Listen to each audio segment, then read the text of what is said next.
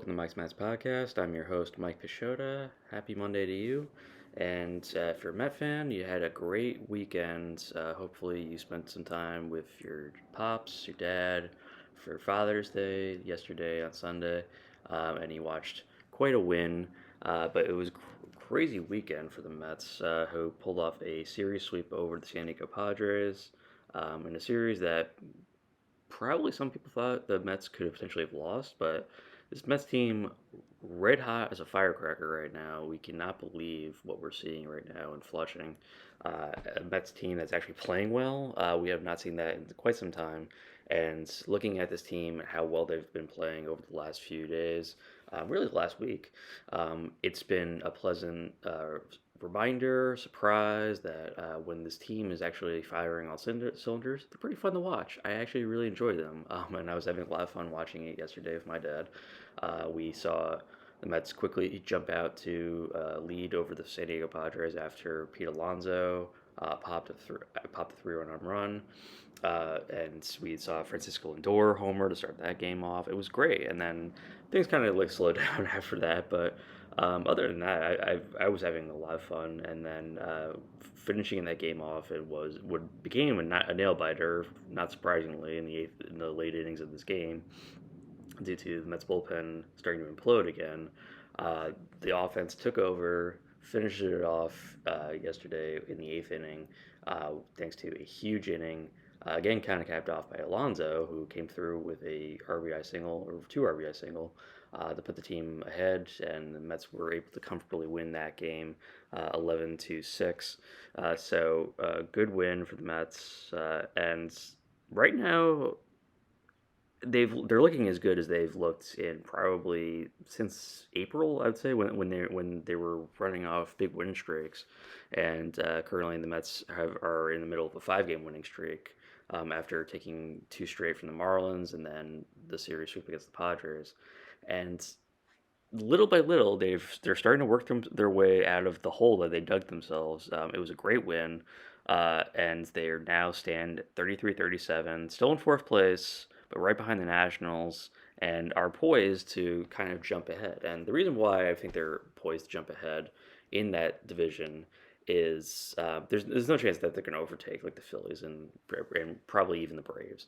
Um, as banged up as and hurting as the Braves are, and the Phillies are starting to get their own licks in. They lose JT Realmuto, and their pitching staff just got tuned up by the Baltimore Orioles, and over the weekend. In spite of that, I still think they can. There's a good chance the Mets can finish third place and can potentially get to 500 sooner than later. So they're 33-37. They're about to hit the road and go 6 games against the Texas Rangers and the Chicago Cubs. Now, this isn't really what I would call like an enviable situation. The reason why is that even though the Rangers and Cubs are both below 500, like the Mets are, the Rangers are about to throw their two best arms against the Mets, John Gray and Michael Lorenzen, and they'll finish up that series with Andrew Heaney.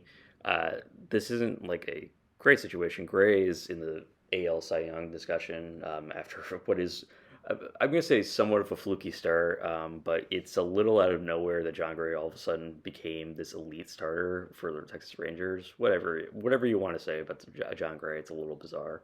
But the the reality of the situation is that the Mets are going to be facing a pitcher who's really pitching at the top of his game at a career best kind of style. So they're going to take on a pitcher that there's a good chance they're not going to be able to win against.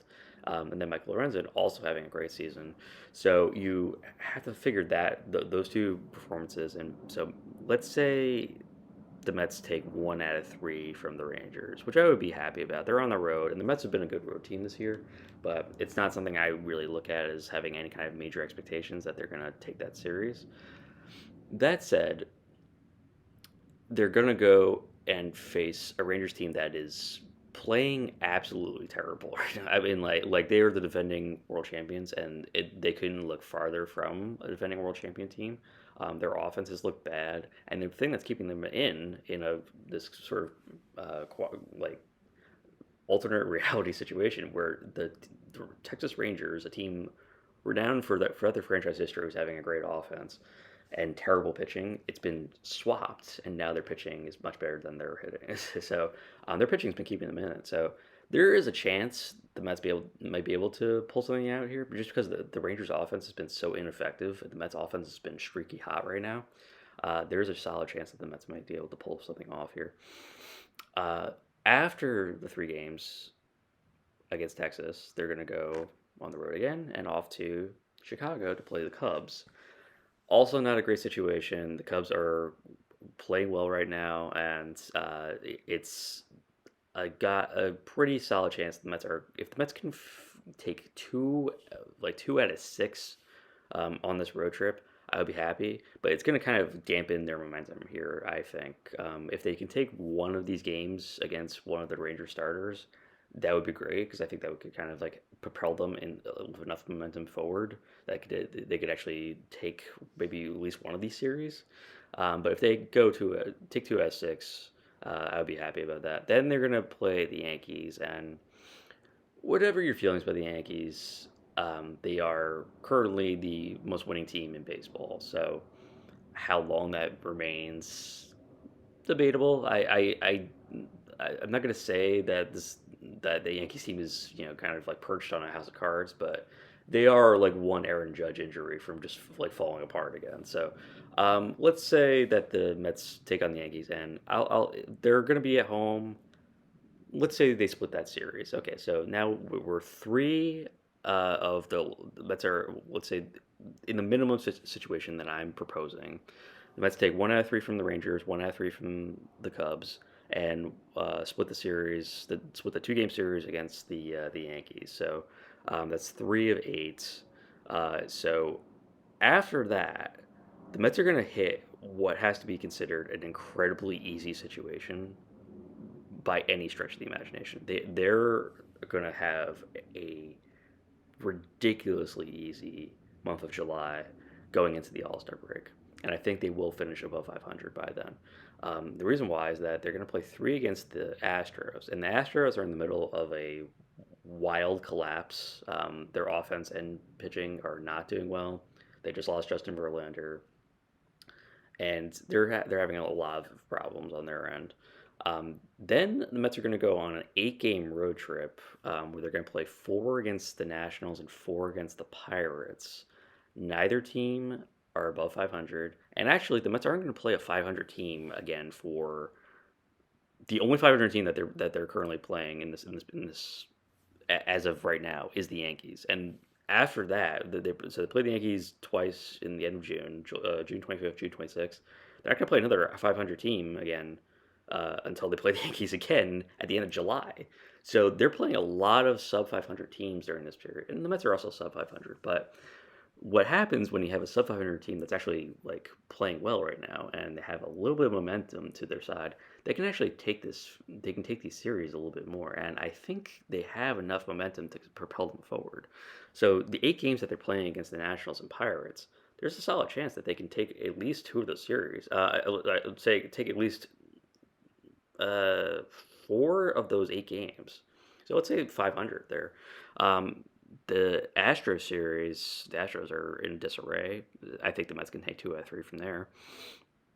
Then they played the Nationals again after they play the Pirates when they come back from the road trip. So the Mets will come home, play the Nationals again, another 3 games, and then play the Rockies, currently, I think, tied with the Marlins for the worst team in baseball. I mean, worst team in the National League, at least.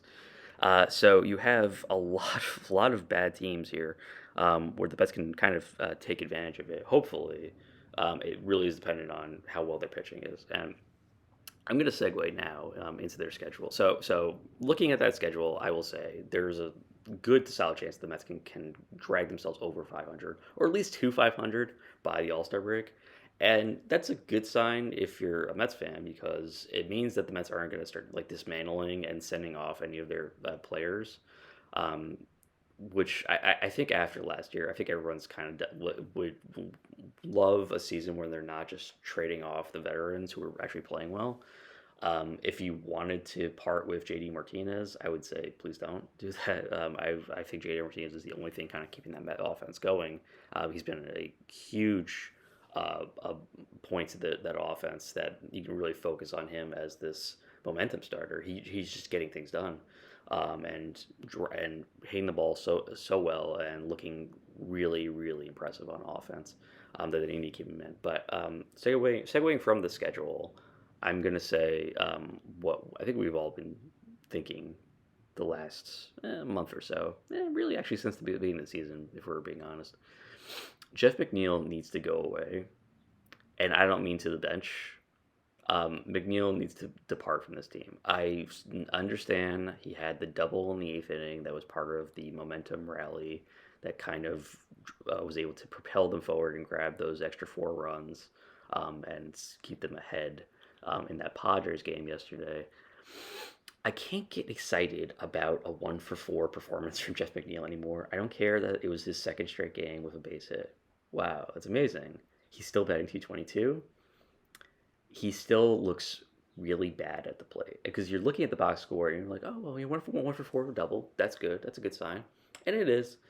When you watch his at bats in the game, it is really discouraging because he just looks completely lost at the plate more often than not. And it's not even a matter of like slumping. He just looks completely. It doesn't look like he has any kind of real plan at the plate.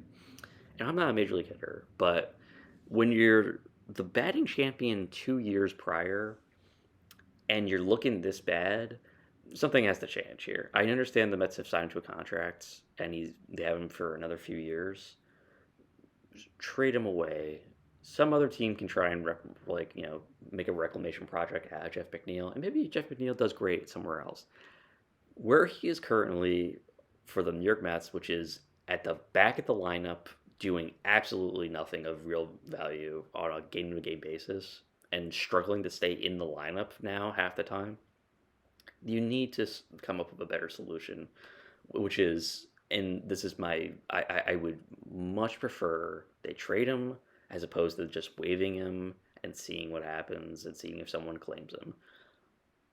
I would much rather they just went that route because I think Jeff McNeil still has some value. I think people will look at him and say, well, the guy won a batting title 2 years ago and is still a guy who when he's playing well, can hit about 300. And maybe he's just in a bad situation in New York and he can't really see out of what he's doing right now. He's batting at the back of the lineup because he's not hitting well. So it's a vicious cycle.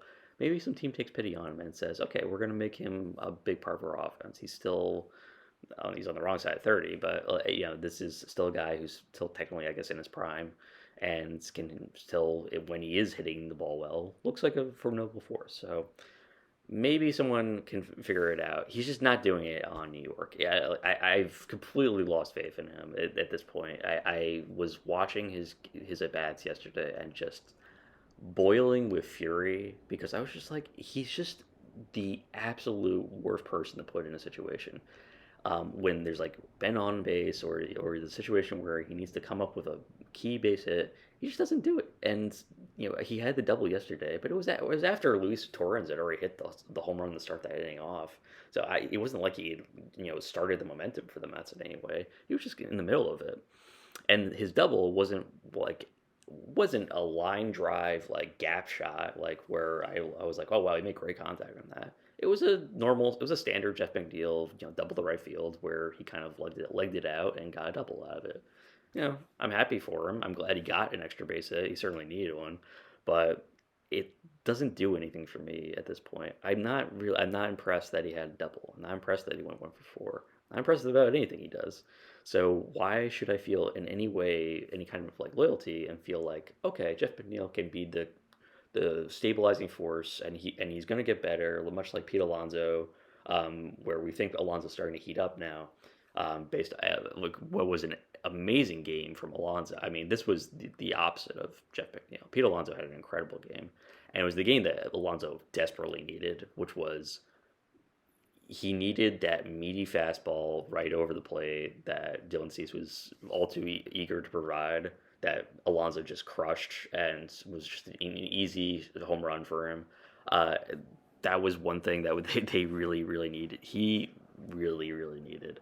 Um, Perhaps even more than the Mets. Pete Alonso needed that home run just to kind of be like, okay, like I've I've reorganized myself and now I look better. And coming up with I think the RBI, the two RBI single that he came up with in the eighth inning was even bigger because that was like a huge like put this game at a distance so that no one can blow it. Even though I wasn't totally sure if the Mets were going to blow it again. Um, uh, Speaking of the bullpen blowing things, we so the Mets are comfortably leading this game going into the eighth inning, and then three relievers combine to nearly blow it. Adrian Hauser, I don't want to criticize Hauser, who pitched 2 innings of scoreless relief going into the eighth inning, and it was big. And I think Hauser's been excellent as a reliever, much more than he has been as a starter for the Mets. But he played his own part in this, which was giving up the base hit to start the inning off. Then they pull him out and they pull in Jake Diekman. And if you've watched Jake Diekman for any period of time with the Mets over the last month and a half or so, you knew what was going to happen, which was that Diekman was going to completely eat it. And I've become very accustomed to it. Diekman was I thought a really good signing for the Mets for the bullpen, and I thought he could contribute in the middle relief, late innings for this team. But he's been terrible. I mean, he really has been their least reliable reliever over these last few years, and I'm gonna over these last few weeks, and I'm gonna count also like Edwin Diaz in that role. Like that's how unreliable Diekman has been. He's just been really terrible for them. And you knew that he was going to start giving up base hits and putting runners on base, walk back-to-back hitters. And then Drew Smith was going to come in, and Drew Smith was going to Drew Smith. Drew Smith. Drew Smithing is just what he does, which is just giving up critical base hits because he's just throwing a fastball over the middle of the plate and just getting ripped every time. I can't fault Smith because he did finish that inning too much, but it was like the worst combination of relievers that Martinez could possibly use in that situation. It really was like the worst thing he could have done. I was just watching it and I was was dumbfounded. I was like, I can't believe like what he's doing right now. Not Martinez, Mendoza. I will always call him Carlos Mendoza, Carlos Martinez. I don't know why. It's just a tick. So it was the worst thing Mendoza could have done in that moment, which was bringing those three guys. Because I was just like, oh my god, there's like those three guys are just a collection of like miscues waiting to happen. They are bad middle relievers, and I just don't really have any faith in those guys at all. But they were able to hold it out, and the Mets were able to rally in that game, and thankfully were able to put enough offense on the board in the bottom of that eighth inning that we didn't have to see either Edwin Diaz or poor Edwin Diaz. I can't help it, but like, at least we didn't have to see Edwin Diaz or Reed Garrett in that game, which was Garrett and Diaz have pitched well their last 2 appearances, like well enough that I've actually forgotten how badly they were pitching before that. Not really, but I can kind of put it out of my mind enough that I'm like, okay, like maybe they're getting better. That bullpen is so desperately in need of like things to go right for them that I was happy that Sean Reed-Foley was able to finish that game off with like minimal issues. That it was so happy. I was so happy that it happened because I was like, if they bring in Diaz or Garrett in this situation, it's just gonna go badly. I could feel it in my bones that they were gonna blow that game, and it was just gonna be a disastrous end to what looked like a great game to start with. But thankfully, they were able to pull that one out and finish it off. Tyler McGill started yesterday, and this was like the McGill like masterclass of like how to be good but also completely ineffective, which is just scraped by 5 innings while throwing 95 pitches, looking completely like ineffective. He is so like he defies the box score. He has somehow has a 3.5 ERA. I don't really know how he's doing it. He's just kind of just skating by, with like, and he'll get like his strikeouts. I mean, he has 37 strikeouts in 30 innings pitched this year, but he's thrown 6 starts and he's only thrown 30 pitches. That's crazy. He's averaging 5 innings a start. I mean, that's like he is not going beyond a certain point. He just throws a ton of pitches, and it's the same way with every Mets pitcher that it becomes wildly frustrating when I'm like watching these guys. They are just painting the outside of the strike zone, and it's just ball three. There's constant like 3-2 counts, 2-1 counts. They're always behind, and they're always just kind of like skating by because they aren't a totally very effective. They're not a very effective group, and Kodai Senga's probably not coming back until mid July if they're lucky. So you're kind of dealing with what you got, and what they've got is managed to be a passably decent like starting rotation. um, I don't feel like any kind of like major like feelings about anybody other than Luis Severino, who's been very good for them. But even Severino's been sort of like, it walks a lot of guys. McGill, I don't understand how he has a 2.63 FIP for how like the amount of walks that he's given up. It's just the fact that he's just been, I guess, just really hard to hit. I'm just looking at his stats. I'm like he's averaging, they're only averaging 8 base hits against him, but also averaging 4 walks per 9 innings. So 8 base hits, 4 walks per 9 innings, but is also averaging 11 strikeouts, which I guess balances it out. But I'm looking at it, and I'm like, I still don't understand how he's a 2.63 FIP. Um, like, I guess a 3.52 ERA. It would seem to imply that he's a much better starter than he is. But when you watch him, you just don't understand how that could be because he's not going anywhere. And I guess it's because he's throwing so many pitches and he's only pitching 5 innings that he doesn't have a chance to screw himself over, I guess, in the sixth inning. So maybe that's the case. Tyler McGill, I really hate watching him pitch. It really is very frustrating watching him because I'm like, if this guy would just stop painting the outside over and over again, I think he could do it. But I guess he just isn't. He isn't quite good enough to really pitch for that in the strike zone that often. So I don't know. It's hard to say what exactly you want to do with McGill, but putting that all into perspective, this Mets team really has to get better in terms of not walking so many players. I mean, like McGill was obviously like pretty wild yesterday, but it's the same with everybody. Like they're leading the National League in walks allowed. That's a pretty discouraging like thought. It's just the fact that, and none of them are really egregious. I mean, I guess like Jose Buda was pretty bad. I mean, he was averaging 5 walks a game when he was up, but and Adrian Hauser and Sean Foley are pretty bad also, and Ray Garrett about keeping guys off the base, but. Um, it's just in totality, you're like all these guys like they're allowing over 3 walks per 9 innings, every starting pitcher, with the exception of Christian Scott when he was up. So every time this like everybody's getting on base. I mean, it's no wonder this team is struggling with their pitching staff. To keep running like they're just allowing a lot of runners. That bullpen, which was so strong earlier in the year, it's just become a real like guessing game as to who's going to be the effective one and who isn't, and uh, who is actually like a solid pitcher at this point. It's hard to say.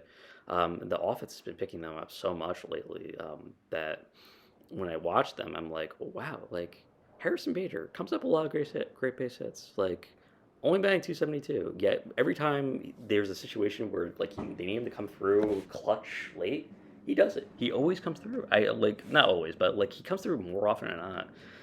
And he's been important. Brandon Nimmo slowly but surely is dragging himself out of the giant hole that he dug for himself.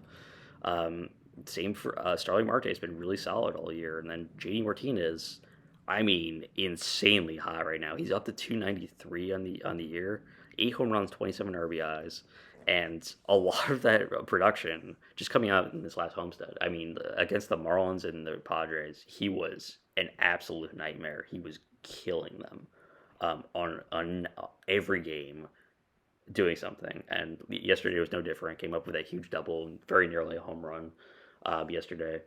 And he is just a very imposing hitter. And then when he's hitting, and you have Alonso hitting behind him, and then you have like the other players, with the exception of course, Jeff McNeil.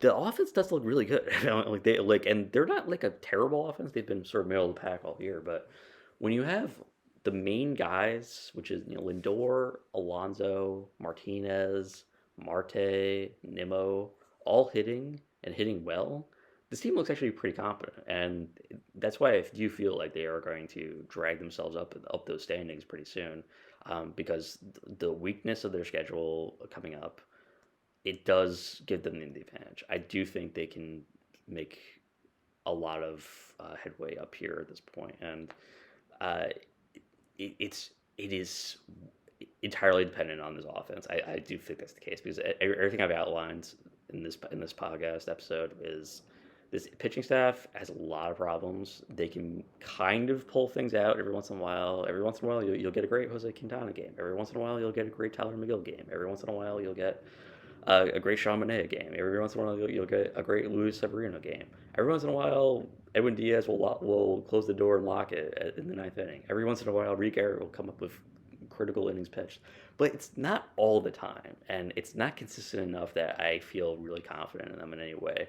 And everything becomes really much more dependent on that Met offense to do its job. And like I said, when they're doing their job, they are wildly good. They looked terrific in this series, to the point I almost couldn't recognize them from the team that was slumping through May. But in the month of June, they've looked much sharper. Everybody has said that since that players only meeting after the Jorge Lopez debacle, with everything that went on after that, when they called that meeting and were basically just saying, like what was basically just platitudes. They're just saying like, have fun, stop stressing about everything, stop focusing on what you're doing wrong, and just focus on the positives and have fun.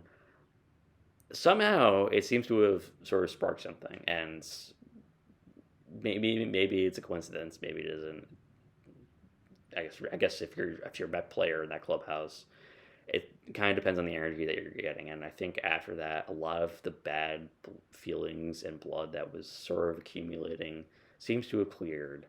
I do think that McNeil is another part of that because McNeil is not like a great clubhouse presence. Everyone's kind of said that McNeil is kind of emotional. He's kind of a dark cloud, and when he's upset, he's kind of bringing down the energy in that clubhouse. I do think McNeil needs to go if they want to sort of propel themselves forward, and especially with Brett Beatty in AAA, tearing it up, and you have Beatty there doing so much for them, and transitioning to second base, it does feel like the writing's on the wall that David Stearns is going to look at this and say, all right, well, this guy, our veteran, supposed starting second baseman, although he hasn't been playing like a starting second baseman, he's got to go. And Stearns has proven in a very short time that he is.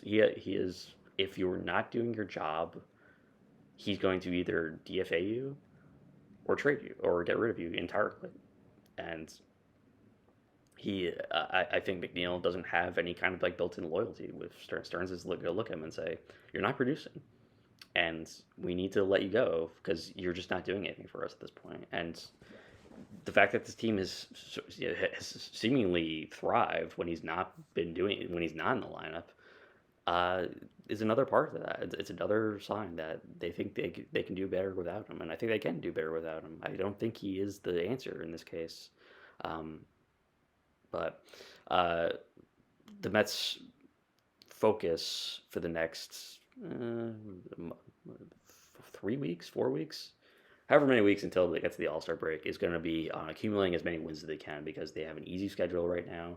They have a chance to build their way up the standings. If they can get through this road trip, which is going to be probably their toughest test, and then facing the Yankees, when they come back home, that is going to be their hardest part. If they can milk out enough wins, they can eke out some big victories here and do something and come up with at least two. I would be happy with 3 wins on this road trip. I would be ecstatic, and this could be a huge momentum saver for this team. They could really drive this team forward and get them to a point where they can find themselves back in wild card contention. Because honestly, with the National League as weak as it is right now, and so many teams are struggling to stay above 500 or even get close to 500, like the Mets are, there's a chance that one of these teams can sort of rise up and gain enough momentum that they can start to eke their way back over the 500 mark and start to find themselves playing meaningful baseball anymore and getting good production from guys like Mark Vientos, we haven't talked about, but also Alonso, Martinez, those three guys, Marte, Nimmo, Bader, Luis Torres is coming up with a lot of like he hits also. The more that they do that, the more that this team presents as a really solid option as a potential wild card team, and even better that they don't have to dismantle anything, and we can kind of enjoy the season without having to dread all the veterans being dealt off. I would really hate that if this team was poised to be in contention and stay in the wild card hunt, and they start trading off the veterans before the before the trade deadline.